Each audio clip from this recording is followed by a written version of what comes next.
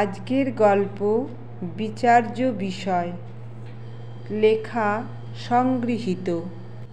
বরযাত্রীরা ফিসফাস করছে, ছি ছি, এই আয়োজন! মুরগির মাংস, মাটন নেই। মাটন বিরিয়ানি করেছে বলল। বরের এক মেসোমশাই তার ভাইরা ভাইকে বলল, ওই ভাতের মধ্যে খোঁজো, পাইলে পাইতে পারো অমূল্য রতন। ননদ সুমিত্রার পাতে বোধহয় পড়েছে এক পিস, শক্ত কাঠ। মনে মনে বলল সুমিত্রা।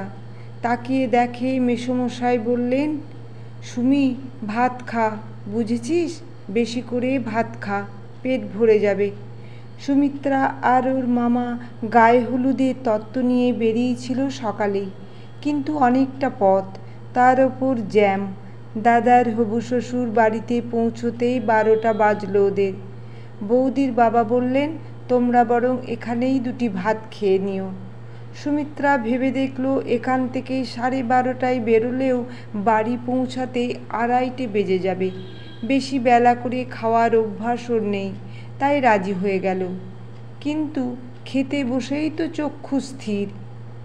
মাছের পিসটা যেমনি ছোট তেমনি কাঁটায় পোড়া।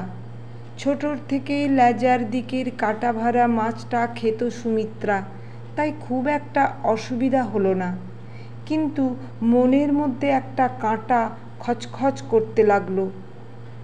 দাদার এই সম্বন্ধটা বাবাই ঠিক করেছিল কাগজ দেখে। প্রথম দেখতে অর্থাৎ পছন্দ করতে বাবাই গেছিল, ফিরে এসে বাবাই গল্প করেছিল। ভদ্রলোক খুব সিম্পল, আমাদের দেখেই বেশ ভালো লেগেছে। মা বলল, তাহলে এবার 4 জনেই একসাথে যায়। মেয়ে দেখো, ফেরার পর বাবা মায়ের কথোপকথন শুনেছিল সুমিত্রা। বাবা বলেছিলেন, জানো, সেদিন যে জামা কাপড় দেখেছিলাম তাকে, আজকেও সেই এক। ওদের বাড়ির যে 2 জন আত্মীয় উপস্থিত ছিলেন, তারাও বলেছিলেন আমাকে, ভীষণ বুঝে সুঝে খরচ করেন ভদ্রলোক। বাজে খরচ তিনি মোটেও করেন না। গুনে গেথে মাছ ডিম কেনেন, রাতে হয়তো 5টা রুটি কলা দিয়েই খেয়ে নিলেন। এমনকি প্যান্টের পেছনে কাদা লেগে গেলেও ঝেড়ে ঝুড়ে চালিয়ে দেন। কেন বলো তো? সুমিত্রার মা অবাক হয়ে বললেন, কেন? সাবান খরচ হবে তাই? বুঝবে না। তাছাড়া এই এত কষ্ট করার মানে কি জানো?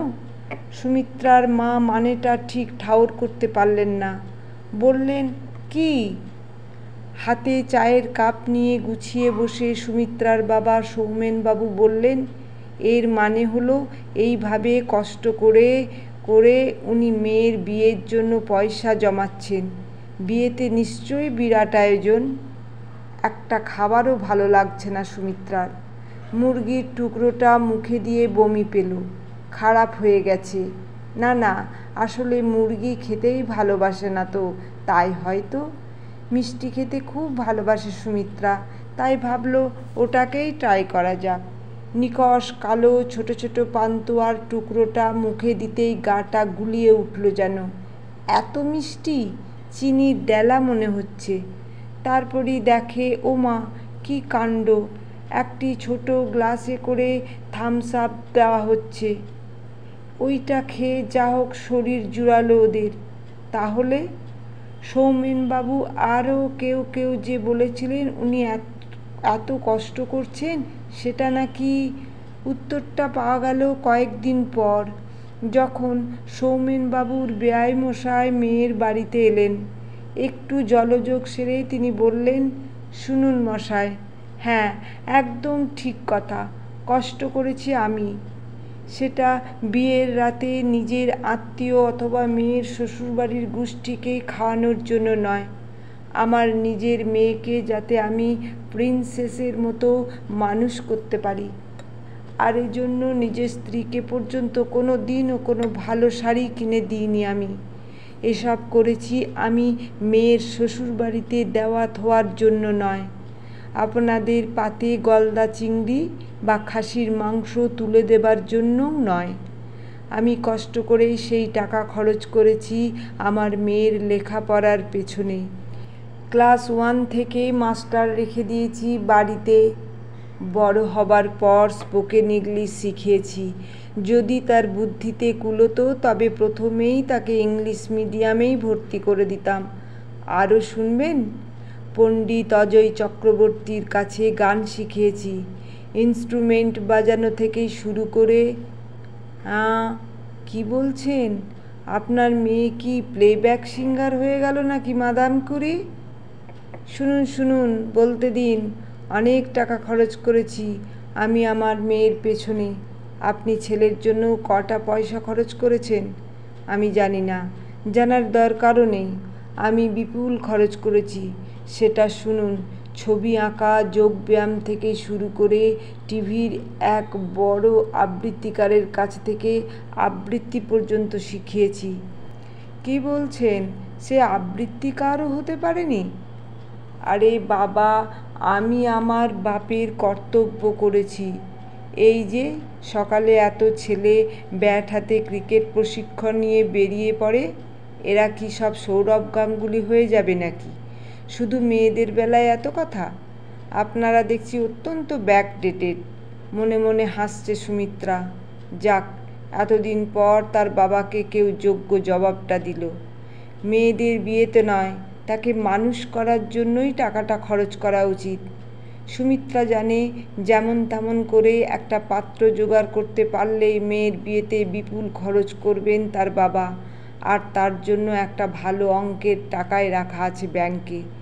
মনে মনে বলছে সুমিত্রা, কিন্তু বাবা, এই ফান্ড গড়ে তোলার জন্য কতটুকু কষ্ট তুমি নিজে করেছো। দামি চশমা পরেছো, দামি জামা কাপড়। এই পুরো ফান্ডটা তো তুমি তোমার মেয়েকেই কষ্ট দিয়েই তৈরি করেছো। বছরে একটা বেশি জামা কিনে দাওনি।